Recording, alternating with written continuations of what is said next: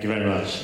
Friends, distinguished panelists, ladies and gentlemen, I hope to cover in 15 minutes, without, unfortunately, the benefit of John Liu's beautiful film, which I'm sure you will enjoy after this, the topic of adaptation and what it means from the point of view of restoring ecosystems, what it means to poor communities, and why adaptation and mitigation and indeed poverty and agricultural yield, which is a key and very important part of the solution to poverty, are in fact all part of one massive set of issues which are tied together.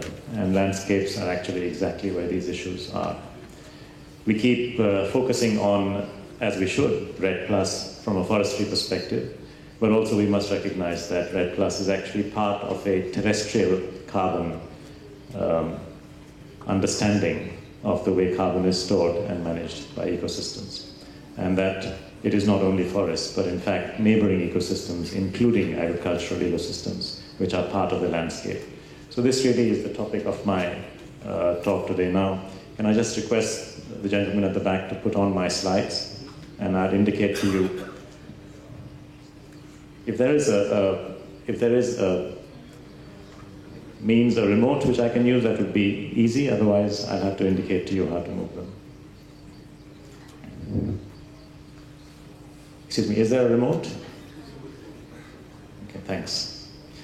I come to you from largely the perspective of the project called TEEB, the Economics of Ecosystems and Biodiversity, which was begun in 2007 with a request by the environment ministers at Potsdam, that just as the Stern Review had made a powerful case for early action on climate change, so why was it not possible to do something similar for biodiversity?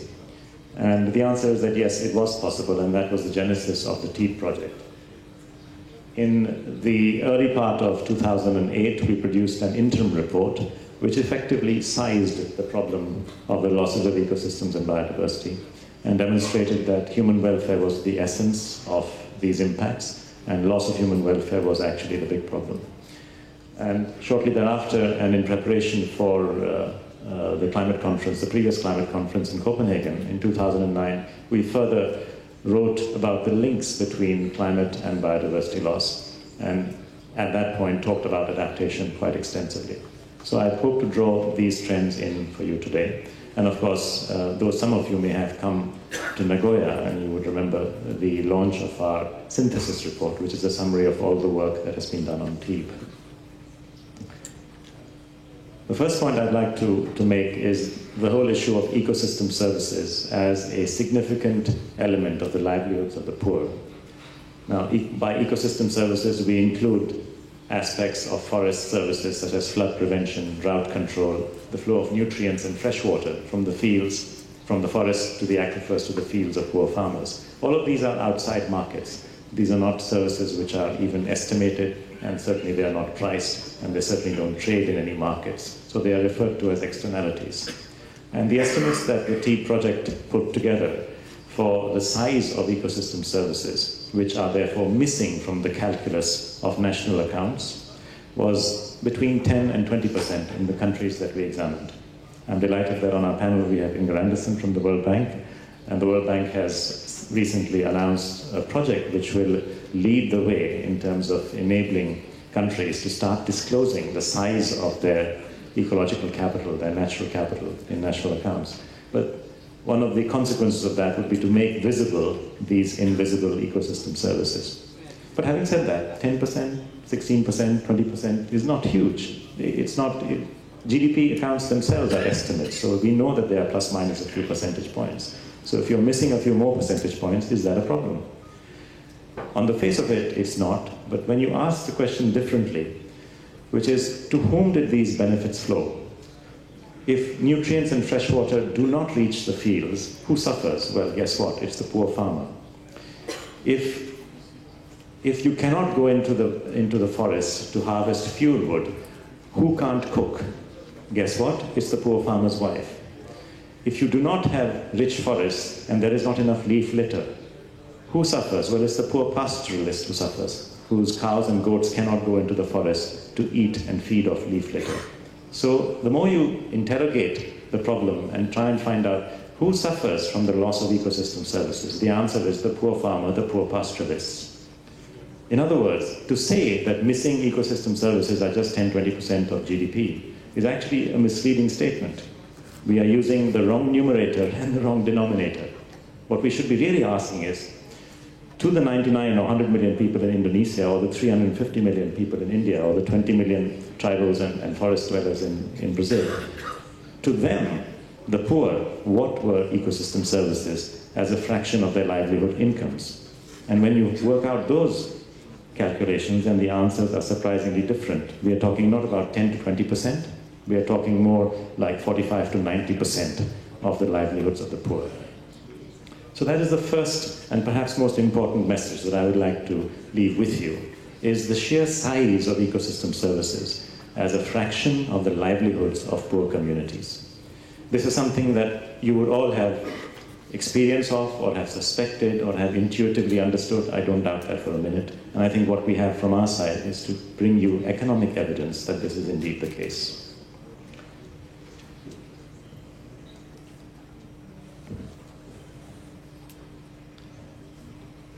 From that leads the issue of how do we ensure that these ecosystem services continue to reach the poor? Of course, that means you need to invest in the ecological infrastructure which delivers them. And there are many examples, and I quote one which is well known from our study, which is from Vietnam, where an investment of about slightly over $1 million was actually sufficient to protect the coastline and save the costs of maintaining dikes to protect local communities from storms and cyclone damage on the coastline. But that's just one example. And the reality is that there are many, many examples. Here is a table that we've drawn up where we look, on the one hand, on the top you will see the whole range of restorations that are possible: forest restoration, mangrove restoration, wetlands restoration, and coral reef restoration. And along the y-axis, you will see the key risks that hit poor communities when climate changes. When we talk about adaptation, there are always two views, two ways of looking at it. I tend to prefer the approach which is human-centric, which is that it is about the poor and to what extent they will suffer when climate changes. But of course, there's the other way, which is to look at ecosystems themselves and to see how they will adapt and how resilient they are to the ravages of climate change. But let's for a moment stay with the first point, which is looking at human poor communities and what happens there. So perhaps the first thing that happens is, as a result of storms and cyclones increasing in intensity as climate changes, you do have greater impacts on the security of poor communities in terms of the loss of lives and property and buildings. And at the same time, you will have impacts on water security. There will be a loss of water security and a loss of fresh water access and the actual delivery of fresh water. And there will be, of course, food security, which is partly related to that. And then, of course, there's energy security, because if you can't harvest fuel wood, because that is where 40% of the world still gets their energy, then you will have a problem in cooking. So food security, freshwater security, energy security, and natural hazards, these are the key risk areas. And if you look at this table, what you will see is that in most of the situations, restoration of ecosystems does actually address these risks. So for instance, if I take mangroves, if you reforest the mangrove, you have automatically created a buffer between the local community on the coastline and storms and cyclones. You have also created additional capacity for fish nurseries and therefore a potential for greater harvest of fish stock, or for that matter even coral reefs. Those also provide protection against storms and cyclones, dampening the ebb and flow of water, and cyclonic impacts are reduced, and at the same time there is increase in fish capacity, which provides food. So, and forests of course help with the freshwater provision and cycling function, as I mentioned earlier. So we have a very significant body of evidence collected which suggests that yes, restoration of ecosystems and investing in that ecological infrastructure is a very important means of achieving adaptation, which means protecting poor communities from the ravages of climate change as it happens and gets worse. The TEEF study had done some sample calculations, and by the way, it was quite difficult, even though we had literally thousands of examples of restoration projects around the world, and we could speculate and estimate some benefits. Very few were actually backed with clear costs. In other words, you could sometimes get costs in terms of how much was the grant received or the fund received, but very rarely would we find the implicit cost in terms of the community's labor input, or for that matter, the NGO's commitment and time spent, or for that matter, any of the supporting helpers' costs that are involved in such restoration projects. These are passionate people. They restore forests because they like to. We even heard President Calderon talk about how, after a barbecue or before a barbecue, he goes around planting trees. So this is things people do. Very rarely do they actually calculate the costs. But where we have found cost examples, and we did these studies, we found that the returns on investment, if you like, the social returns on investment, were coming out to be very, very high. We are talking about internal rates of return in the range of 20, 30, 50%. And as a banker, we would know that. I mean, if people are involved in infrastructure projects, if it's a road or a bridge, and if you're getting 14 or 17% returns, that's considered excellent. And if you're getting 20, 40%, you know, it's almost suspicious. But the reality is, these are social returns, and they are there. They are not market priced. They won't generate tax revenues, at least not in the immediate future.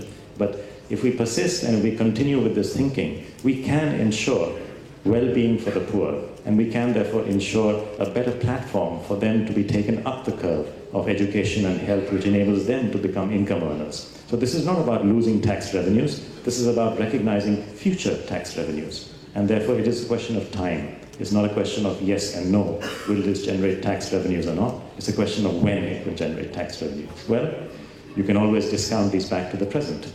We have done that. And these are the sort of calculations that I would encourage the development banking community to start looking at very seriously.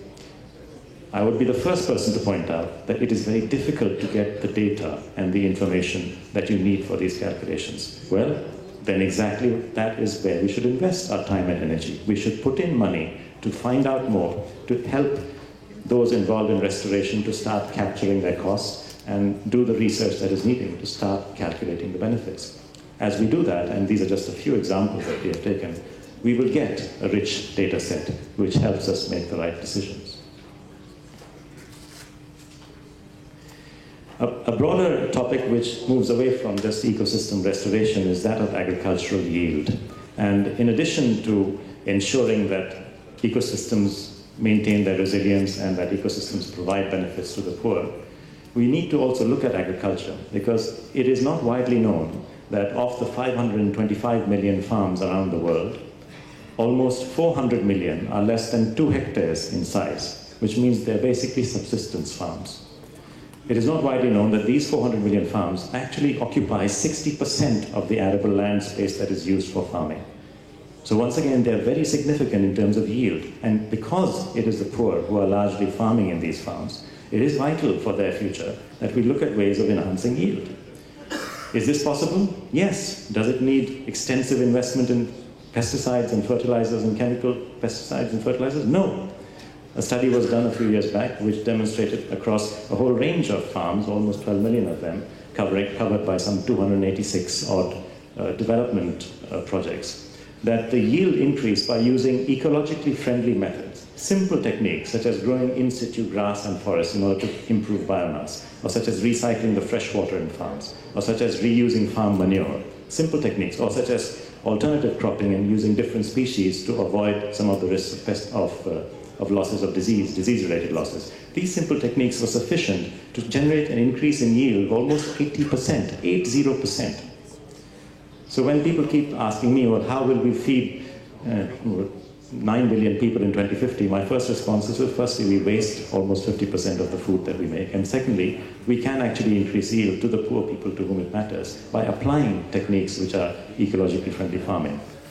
And the link between that and what we are talking about here in forestry is that this is about improved carbon storage. This is about improved land management. This is about the landscape. And a lot of this happens close to natural areas of forests. So this brings me back to the whole point about landscape-based restoration and landscape as the focus. It is very difficult for us to box our minds, or indeed the minds of the communities who are involved, from the fact that at one side they are involved and hopefully recipients and future beneficiaries of REDD+, and on the other side they have a livelihood which consists of farming. Both sides, their current occupation and their future potential benefits from forestry, can improve carbon storage. Carbon stored in soils is significantly improved by the kind of methods that I'm describing to you.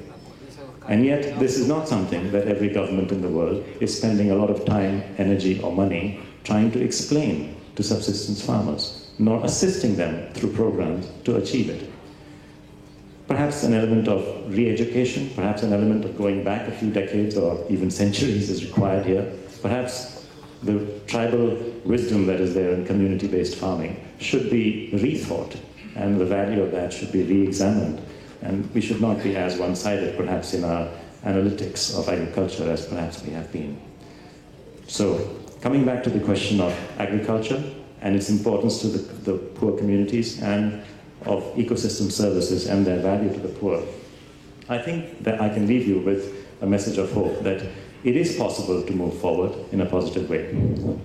Lastly, I'll comment that in our TEEB report, there is one of our reports which is on local and regional policy making. We have actually spelled out a kind of step-by-step approach which can be followed by almost any developing country context. And we have an example here which is from Sumatra, where the spatial planning approach is being followed thanks to the use of the INVEST software, which is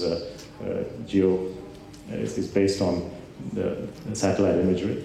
And these tools are available today for developing countries to make use of, and there is enough expertise around. So I think I would like to summarize by saying that not only are the toolkits available, but also I think we have enough information today, thanks to examination of agriculture, thanks to assessment of ecosystem services, that we can move forward. We can move forward in a way that does address poverty, that does address the value of ecosystem services to the lives of the poor. And if we can bring ourselves, of course it is difficult and it's not for me to ask, but we can bring ourselves to focus more of the investment that is happening in the climate space towards adaptation, it will also achieve an element of mitigation, because it is at the end of the day about improved carbon storage as well. Ladies and gentlemen, adaptation is perhaps the Cinderella of the climate story. And I think it's time that Cinderella went to the ball, and that she was seen and admired for what she is, as truly a solution for poverty, as truly a support for mitigation, and as absolutely a place to invest in ecological infrastructure. Thank you very much.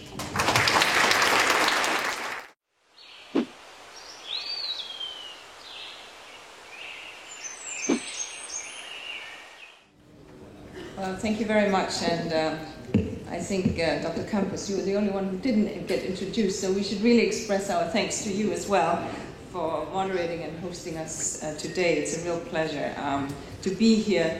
I'd also, of course, like to thank Minister Savadogo, with whom I have had the pleasure of working over the years. Of course, Pavan, fellow warrior in this business, and Mr. Chinchilla, I'm delighted to be here with you, and Tim Rollinson as well, and John Liu, who showed in a few minutes really and communicated the real story of what it is that we're struggling with as a world. So I'm very, very pleased to be here today, and I was asked to speak on some of the global issues, so that's what I'll try to do. So we've entered into a new era in the last 5, 6, 7 years on when we've seen that after several years of intense climate change discussions and many exciting initiatives, we now can see, and there's a greater focus on the broader landscape.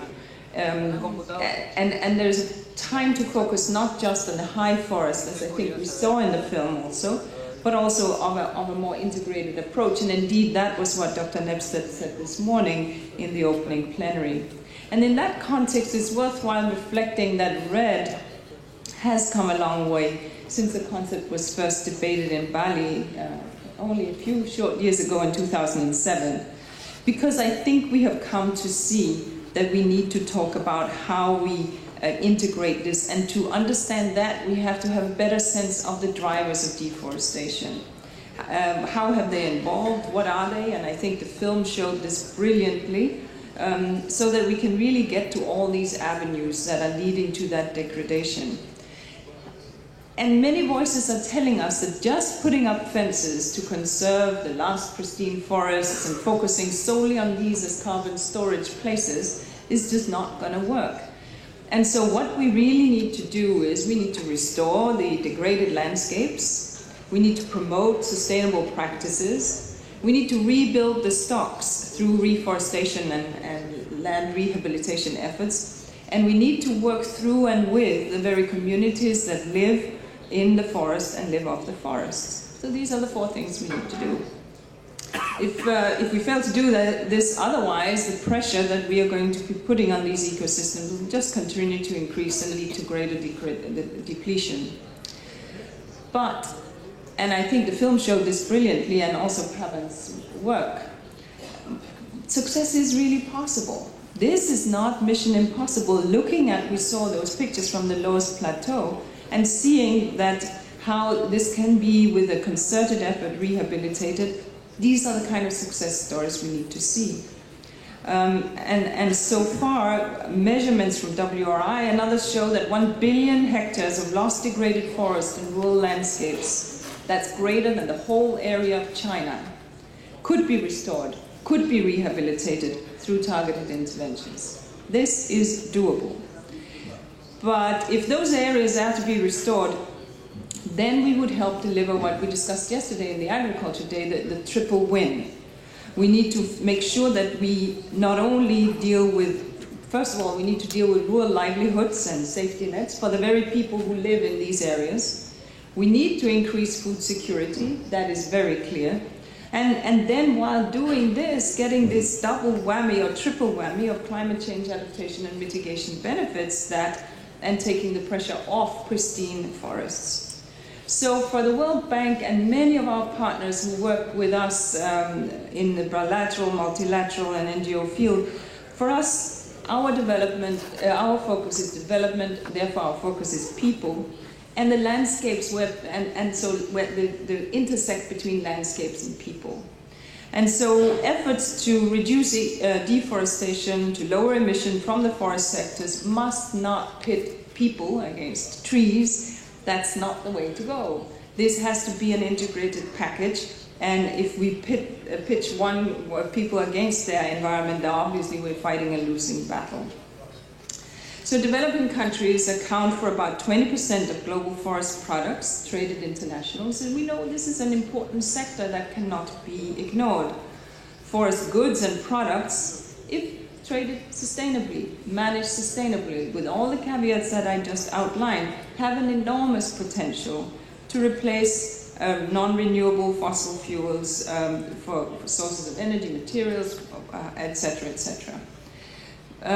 Today, more importantly, we see that 350 million people are highly dependent on these forests for their livelihoods. I think we heard the eloquent speaker, Mrs. Cunningham, this morning, speak how forests are the grocery stores, forests are the pharmacy, forests are the churches and the places where people worship, and forests are the meaning of life. So we understand that there are people who are very dependent and who live with and of these forests, and we need to work and respect that. So we need to, as a collective, in this RED community and in the forest community, to develop and strengthen our links with indigenous peoples and local communities. They are, after all, the custodians of these forests, of the last remaining pristine forests. And we need to work together to make sure that we shore up those rights, and we need to ensure that, look at the whole integrity of the forest system, not just carbon. So I think that would be a key message to refer to. And I think beyond that, looking at the restoration is what is particularly important. And that's clearly what the film also highlights. And here I would say that there's a lot of work now underway to looking at the little plus that is attached to RED and how we can really capture that. The title of this session today is Adaptation Now. And so the question we need to ask is, what can we do today? So adaptation goals can often be achieved through better management of the ecosystem. It's not so much the physical interventions and the engineering interventions that are the solutions. In fact, it is the management. And so, for example, coastal ecosystems can be much more effective as buffer zones, and I think you were talking about Vietnam there. Last month, in fact, I was in the very same area where the World Bank has also had a program, 250 kilometers of mangroves restored. And it's phenomenal to see what that does in terms of protecting these communities against the typhoons. And so from the World Bank side, and similarly with many of our partners in the MDBs, we are all working together to fund the poorest countries. Here in Vietnam, we did this, as I mentioned, but this is something that we're repeating over and over again. And there are solutions. Similarly, when it comes to agriculture, how can we make sure that we intercrop? How can we find ways of bringing in species that will be nitrogen fixing, increase the nutrients in the soil, and increase yields? This is doable. But to do so, we need money and political goodwill to bring this together at a global scale. We are done with pilots. And I think that's where the climate financing needs to move towards. And that's where the conversations that we are having today become very important. From the World Bank side, together with the MDBs, we've launched this climate investment funds with pledges of about 6.4 billion. Is this enough? Not at all. It's a beginning, and it should only be looked upon like that. Within the climate investment funds, the adaptation window, there's a pilot program for climate resilience working in a few selected countries. That's likely to allocate a significant slice of money to try to test out agriculture watershed management, giving the vital role that these two, agriculture and watershed management, play in the overall resilience. And similarly, we are also rolling out with partners the Forest Investment Program, again to support adaptation, and that is a very critical piece to testing out how best to do this. But I think, and in closing, a couple of words on food security, because that is something that was mentioned by Pavan and certainly also in the film, and yesterday, since this comes right after Agriculture Day, it's worthwhile reflecting on. We know that to feed the 9 billion people or so that will be on this good earth by 2050, we need to increase agricultural productivity by 70%. Now that's a tall order. Is it doable? Yes, but it means that we need to start now, and we need to make sure, therefore, that we don't look at production of food as the opposite end of conservation of forests. To the contrary, these two things must be brought together. So, and at the same time, in increasing that food productivity, we need to bring down the footprint, the carbon footprint of the agricultural sector, which today is some 13–14% or so. So it's significant. But this is doable. And so the story around how to capture the opportunities and how to pursue green growth is what I hope we will have conversations about today. We need to increase the food productivity, as I said, but there is no other way of doing that than looking at adaptation and mitigation at the landscape level and in an integrated way, and not have the funds lead the way in which we do the business, but have the understanding of the ecosystems and their productivity and sustainability be the very way in which the funds are aligned. And that would be my takeaway message for this subplenary. Thank you.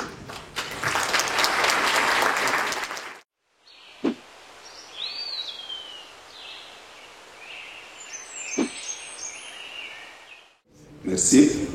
Je voudrais tout d'abord remercier les organisateurs de la présente rencontre, particulièrement le CIFOR et la Banque mondiale, pour avoir honoré mon pays, le Burkina, en nous associant à ce panel sur les changements climatiques et ce en marge des conférences sur le climat qui se tiennent dans cette belle capitale de Cancun, cette ville de Cancun. Je vais oser espérer que de ce panel sortiront des discussions fort enrichissantes qui aboutiront à des actions concrètes dans le but de contribuer à l'atteinte des objectifs de la Convention tout en assurant le développement durable de nos populations. Mon pays, le Burkina Faso, est un pays sahélien situé en Afrique de l'Ouest qui a une superficie de l'ordre de 274 000 km². Sa population est de l'ordre de 15 millions d'habitants. ce pays a été confronté à une grande sécheresse dans les années 70. Et cette sécheresse a été le point de départ d'une prise de conscience très accrue, aussi bien des populations tout comme des autorités, et à la prise donc de mesures afin de lutter contre la désertification. Quel est l'aperçu sur les forêts dans mon pays? Disons que le Burkina Faso est de type sahélien, a un climat donc de type sahélien qui se caractérise par une saison de pluie de mai à septembre et une saison sèche qui s'étend d'octobre à avril. On distingue principalement 3 zones climatiques. La zone sahélienne qui se situe dans la partie nord, caractérisée par une pluviométrie moyenne annuelle inférieure à 600 mm et une courte saison de pluie de 4 mois. Nous avons la zone soudano-sahélienne dans la partie centrale, caractérisée par une pluviométrie moyenne annuelle comprise entre 600 et 900 mm. Là, la saison de pluie est de l'ordre de 5 mois environ. Et la zone soudanienne dans la partie sud du pays, qui elle a une pluviométrie moyenne supérieure à 900 mm avec une saison de pluie de plus de 6 mois.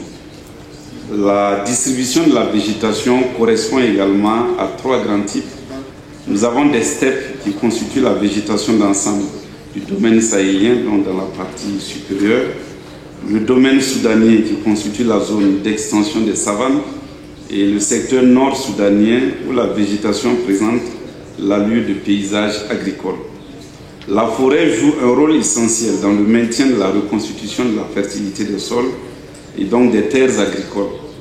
Ainsi, l'ensemble des formations forestières en 2002 couvrait 13 millions d'hectares, soit près de 48% du territoire national. Sur 69 aires protégées, nous avons 2 parcs nationaux, 14 réserves de faune et 53 qui sont des forêts classées. Les aires classées ne couvrent que 14% du territoire et cela est bien en deçà des 30% qui est la moyenne donc recommandée au plan international. La quantité de bois sur pied était estimée en 2000 à 394 millions de mètres cubes. Elle comprend le bois de chauffe, le bois de service et le bois d'œuvre. Alors le bois de chauffe qui est utilisé par 84% des ménages. Les normes nationales de consommation de bois énergie sont pour le bois de feu 0,91 kg par personne et par jour, ça c'est la consommation. Et pour le charbon de bois, 0,13 kg par personne et par jour. Ça vous donne une idée donc de la demande qui est très forte en bois de chauffe dans mon pays. Et sur la base de ces statistiques et de l'effectif total de la population, le volume de bois énergie consommé en 2006 s'élevait à 9 651 000 m3. Pour limiter la consommation de bois, nous avons amélioré, donc accompagné plutôt les populations par la confection et la diffusion de près d'1 million de foyers améliorés. En ce qui concerne le bois de service, il est constitué de piquets, de perches, de poteaux qui sont utilisés par les populations, principalement dans la construction. L'offre en bois de service en 2000 était de l'ordre de 25 millions de mètres cubes. À la formation des revenus des femmes, principalement. Ils interviennent également, les produits forestiers non liés, à 43% dans la satisfaction des besoins alimentaires et à 75% dans l'utilisation de la pharmacopée traditionnelle. Beaucoup de gens vivent des produits de la forêt. En effet, depuis la mise en œuvre de la politique forestière, fondée sur l'approche participative, il y a eu l'émergence de groupements de gestion forestière. De même, nous avons des commerçants grossistes et des commerçants détaillants de bois qui se sont organisés en associations socio-professionnelles. Et sur la base des statistiques actuelles, la forêt contribue pour 3 à 5% à la création du pays. Les manifestations des changements climatiques au Burkina. Il faut dire que l'évaluation de la vulnérabilité du pays au changement climatique effectuée en 2006 dans le cadre du PANA a identifié comme secteurs les plus vulnérables. Nous avons l'eau, l'agriculture, l'élevage et la foresterie. Ces secteurs qui sont les fondements de l'économie du Burkina parce que, occupant près de 80% de la population, sont compromis par l'aridification et les modifications climatiques. L'analyse des situations climatiques des 3 dernières décennies montre l'instauration d'un climat de plus en plus aride sur l'ensemble du territoire national, marqué par une tendance à la diminution globale des pluies. Si la tendancielle se poursuit, on pourrait aboutir à la disparition totale de la zone soudanienne, donc la partie sud, et à l'apparition à l'extrême nord du pays d'une zone saharo-soudanienne, avec une pluviométrie moyenne annuelle inférieure à 300 mm. Et une augmentation des températures également. Pour la période 1961 à 2000, les études sur l'état de l'environnement dans mon pays montrent une augmentation des températures, soit un réchauffement global de 0,2 degrés Celsius dans la zone sud-soudanienne. Une apparition de plus en plus fréquente de phénomènes climatiques exceptionnels, des sécheresses, des inondations, des vents violents, et des nuages de poussière, etc. Ces processus conduisent à la désertification. La désertification est un déclin irréversible où la destruction du potentiel biologique des terres et de leur capacité à supporter les populations selon l'enchaînement suivant. Le climat de plus en plus aride réduit la productivité des terres et leur capacité de charge. Les zones déjà marginales deviennent inexploitables et des espèces végétales et animales disparaissent de leur gîte écologique.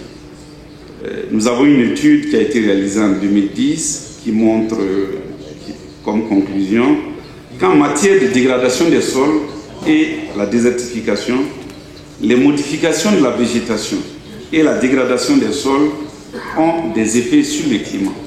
Dans le secteur agricole, les changements climatiques peuvent entraîner la perturbation de la physiologie des plantes cultivées avec un impact sur les rendements.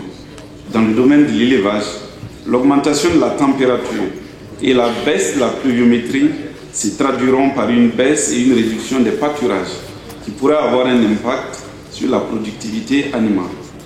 En matière de ressources en eau, l'eau de pluie étant la source principale d'eau du pays. La baisse de la pluviométrie, combinée à l'élévation des températures, réduira l'offre en eau et compromettra le maintien des écosystèmes et la satisfaction des différents besoins en eau pour la satisfaction des activités humaines. En matière de biodiversité, 3 impacts majeurs des changements climatiques peuvent être signalés. L'accroissement du ruissellement, de l'érosion et de la dégradation des terres, la perte de la diversité biologique, migration et disparition d'espèces végétales et de faune sauvage, et la diminution de la biomasse. Sur la fréquentation des catastrophes naturelles, les prévisions montent sur une fréquence, s'accordent sur une fréquence des catastrophes naturelles renforcée par les activités humaines. Il faut dire que le 1er septembre 2009, mon pays a connu une inondation jamais signalée depuis 100 ans, et cela a occasionné des pertes en vies humaines, des dégâts matériels très importants, évalués dans l'ordre de près de 160 millions de $. Alors, quels sont les projets visant à restaurer le couvert végétal? Il faut dire que depuis la période de la grande sécheresse des années 70 qui a frappé le Sahel, le Burkina, avec l'aide de partenaires des ONG de protection de l'environnement, a initié de nombreux projets pour essayer d'inverser la tendance de la dégradation des terres. Je suis heureux de citer SOS, dont le président est là, et une des ONG donc, qui déjà s'est manifestée sur le terrain. Et depuis une décennie, mon pays a lancé une campagne nationale de reforestation qui permet de planter chaque année environ 10 millions d'arbres, avec un taux moyen de succès de 60%. Et le code forestier encourage la création de forêts, aussi bien au niveau des collectivités territoriales que la création de forêts privées. Pour accompagner l'effort du gouvernement, le sous-comité du programme d'investissement forestier a sélectionné le Burkina Faso comme membre des 8 pays pilotes du PIF. La mission préparatoire s'est tenue du 11 au 13 octobre 2010. La mission conjointe est prévue pour fin juin 2011. Le Burkina Faso veut soumettre sa stratégie PIF à sa toute prochaine session en juin 2011 et je suis naturellement tout heureux d'en parler et à côté donc de Madame Inger Anderson, et naturellement avec toute l'équipe de la Banque mondiale qui nous accompagne autour de ce programme. La récupération des terres dégradées fait partie des défis à relever dans la lutte contre la désertification. En conclusion, je voudrais dire que le Burkina Faso a fait beaucoup d'efforts dans la gouvernance forestière depuis les 40 dernières années. Toutefois, de nouveaux défis se dressent sur notre chemin et nous devons donc le relever pour faire de la forêt une réalité pour nos pays, mais aussi une source pour booster la production agricole et la production pastorale qui constituent donc les leviers essentiels pour le développement économique et social de mon pays. Je vous remercie.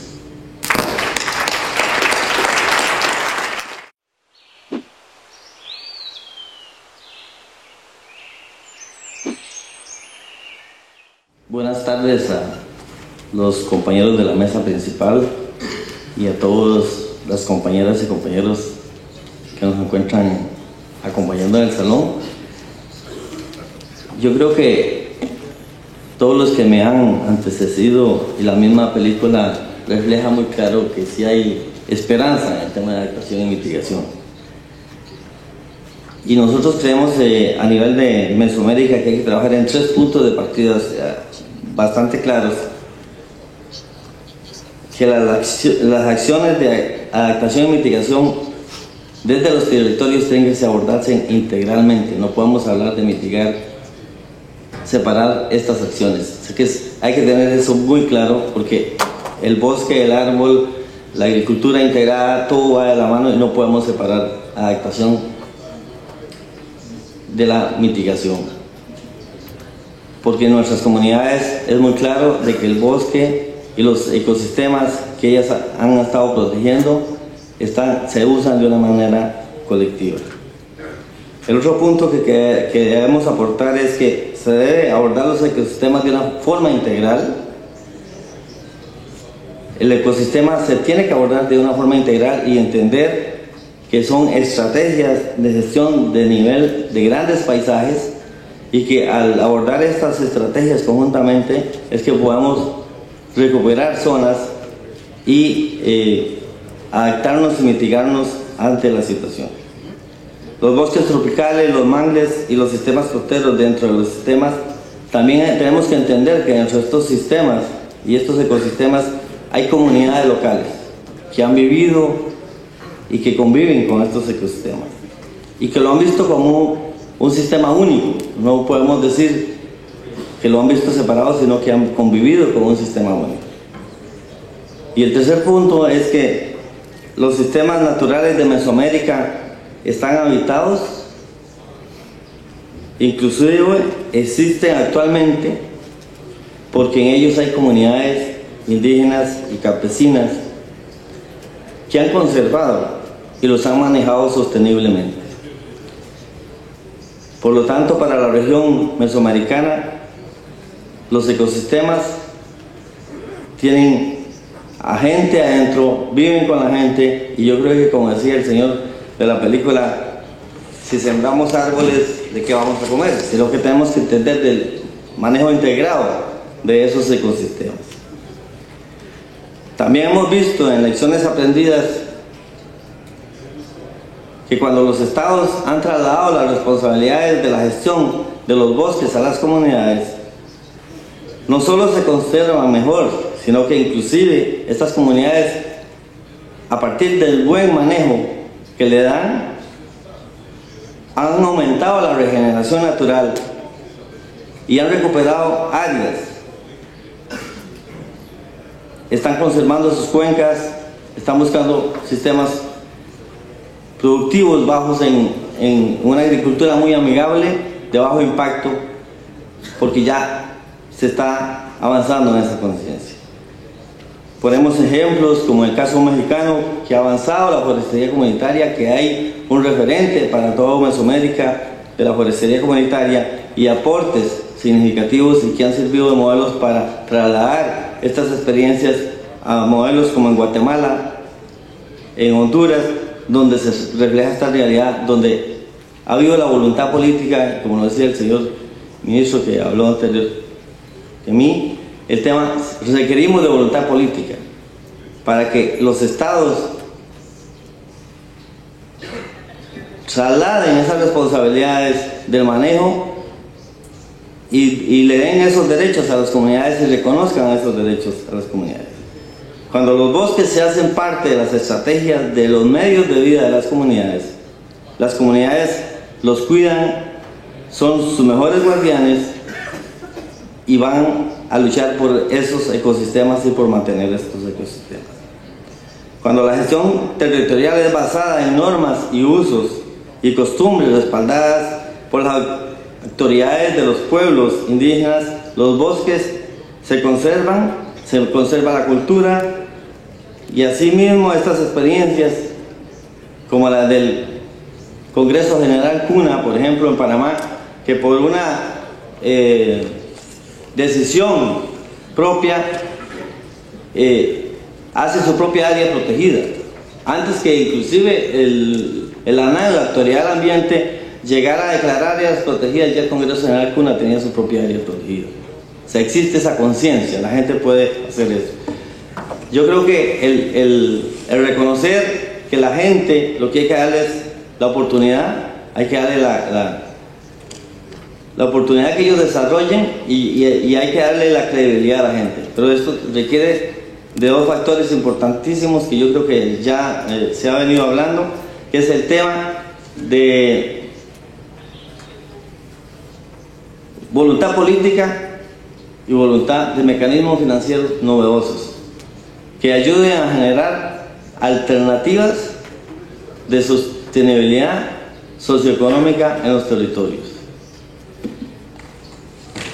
Vemos experiencias importantes en la zona de Guatemala, donde con programas de incentivos como el PINFOR hacia pequeños se ha recuperado área, se han avanzado mucho en sistemas agroforestales, donde la gente se ha apropiado, donde están haciendo el manejo, donde están recuperando cuencas, y que con estos incentivos novedosos yo creo que podemos avanzar. El caso mismo de Costa Rica con el mecanismo de pago de servicios ambientales en los territorios indígenas, con los grupos campesinos, trabajando sistemas silvopastoriles, buscar una ganadería de bajo impacto.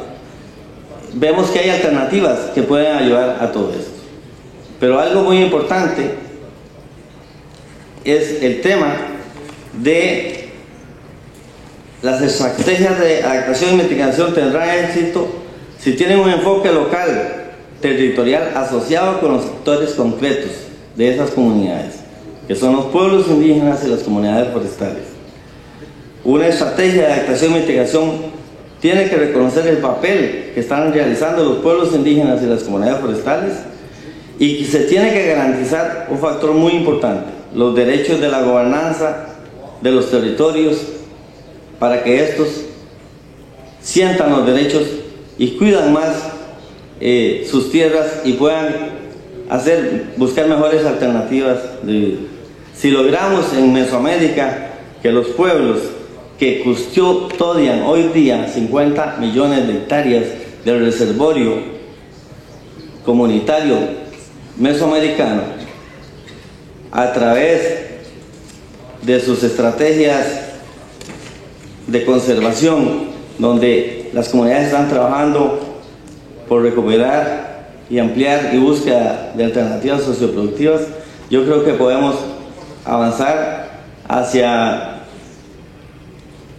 alternativas viables, prácticas, y como el eslogan que se tiene en este evento ha sido: se tiene que actuar y tenemos que a partir de aquí tomar decisiones. Ya las comunidades han venido actuando, han venido trabajando esto, pero requieren de apoyo, y por eso hemos conformado una alianza mesoamericana de pueblos y bosques para seguir manteniendo ese reservorio de 50 millones de hectáreas que está en manos de comunidades indígenas y comunidades que dependen de los bosques a nivel de la región mesoamericana.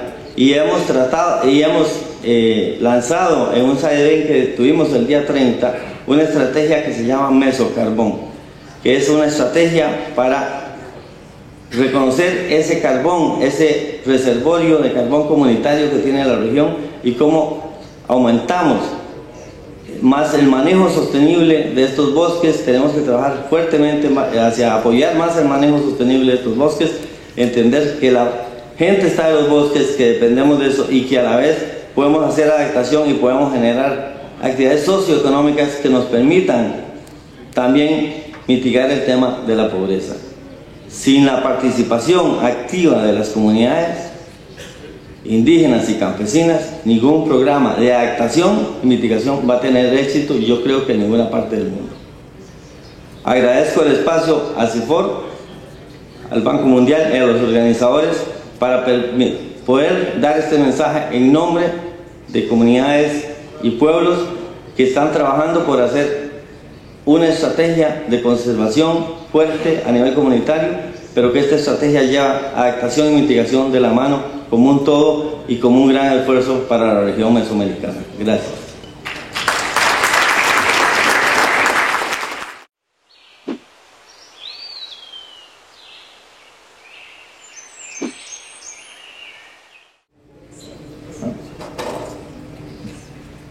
Mi nombre es Roberto Cáceres, yo soy de Guatemala y represento a la Mesa Nacional de Cambio Climático, que aglutina 42 organizaciones de primer y segundo grado trabajando en cuestiones de adaptación al cambio climático. La pregunta central es la siguiente: estamos detectando que generamos ingresos a través de estímulos económicos como el PINFO, que el amigo Chinchilla mencionó, o el caso de Costa Rica. Pero si no cambiamos el modelo de uso del ingreso, mantenemos en las comunidades problemas estructurales que especialmente afectan a las mujeres y a los niños. Mi pregunta concreta es: ¿cómo podemos cambiar ese modelo? Porque no es dándole más ingresos necesariamente que vamos a cambiar el futuro de niños desnutridos y de mujeres en una situación de inferioridad. La pregunta es: ¿cómo podemos hacer que a nivel mundial se establezcan índices correlativos de mejoramiento de la gestión del ecosistema, de mejoramiento de los ingresos de las comunidades por pago posible de servicios ambientales, pero al mismo tiempo que hayan mejoras sensibles de la nutrición y de la seguridad alimentaria de los niños menores de 5 años y de las mujeres lactantes? Este debería ser un indicador, esta tríada debería ser un indicador.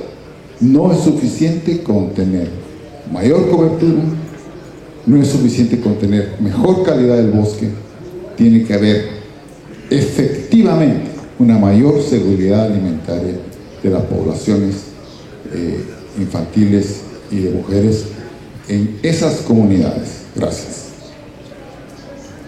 Muchas gracias. We are going to listen to 2 more questions, and please say your name, your comment or your question, and if it is a question, please mention to whom this is directed. Otherwise I will ask the panelists to volunteer themselves to comment on your questions, so to answer your questions.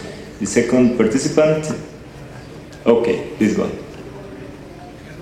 Mon nom est Alfred Sawato, de la société civile du Burkina Faso. Ma question qui s'adresse à la plupart des panélistes et surtout les décideurs, ceux qui ont les cordons des bourses. Et sur le terrain, la société civile mène le même combat que le gouvernement contre les questions de désertification. Ma question est que nous savons ce qu'il y a lieu de faire, la recherche pour les nouvelles semences, le reboisement général et le reboisement en particulier des collines pour créer les biodiversités disparues et l'amélioration des sols et particulièrement la récupération des sols en glacis, etc., etc.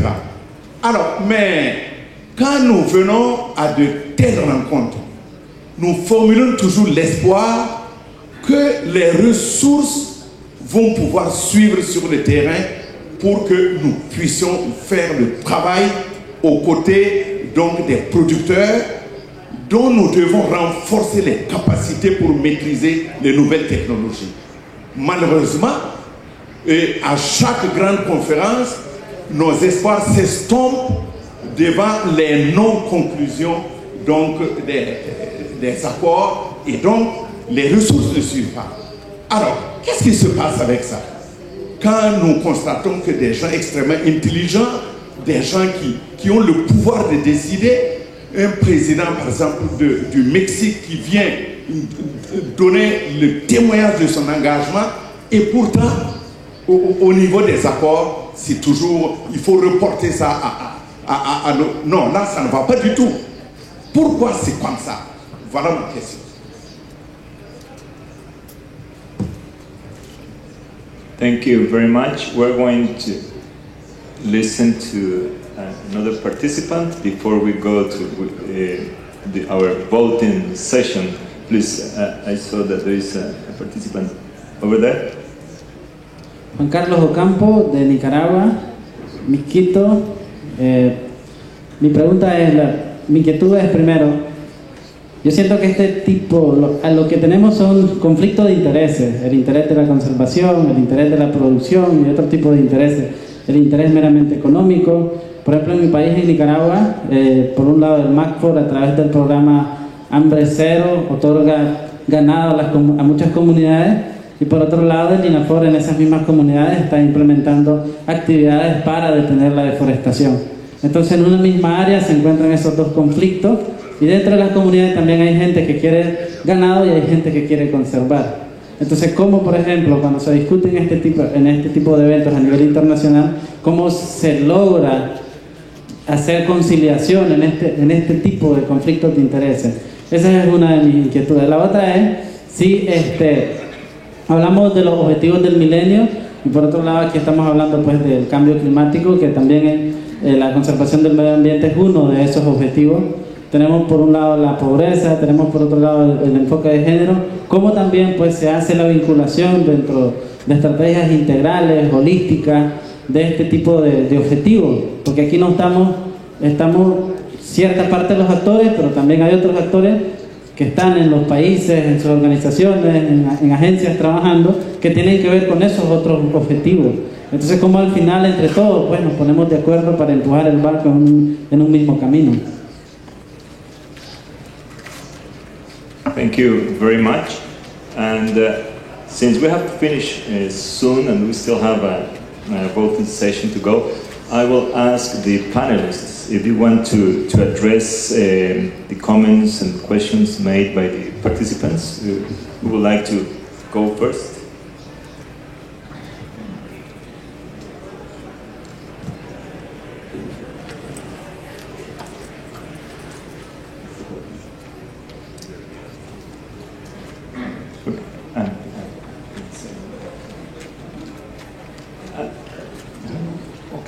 Just, these are good questions. They have come from a very wide variety of points of view, or cover a broader span, I should say. And so it's hard to give it with the time frame that we're working with. But let me just say that I think we recognize for the last question that, there are varied views on this, and it's healthy that we have the conversation between the conservation and what you referred to as a production interest. I would rather think about sustainable forestry as being maybe the way in which we should go forward. Sustainable forestry, in a way, as I tried to approach it in my talking points, making very sure that those very people who live in the communities have a directive and a direct engagement in the manner in which their forests are managed. And that maybe loops back to the first question dealing with how we can ensure that that resources are spent in such, or are arriving in such a way that we link nutrition as well as agriculture and food production. It's a very important issue, and it deals with empowerment. It deals with how communities are organized. And I don't think that from outside we can come and come with models, but I think we have seen places where through community empowerment and direct transparency and accountability, women and people who may be marginal start having a say. And finally, on the question that we heard from our African colleague with respect to the financial resources, you are right. The financial flows that are needed are large, and by no means are they all arriving in big chunks. However, what I think you are seeing is that there are very good experiences, and I hope that also what His Excellency the Minister from Burkina Faso was saying was that there are some real steps that are being taken to make some real things move forward. And that's, of course, an important element here. In due course, obviously, many more resources are needed. I'll stop here.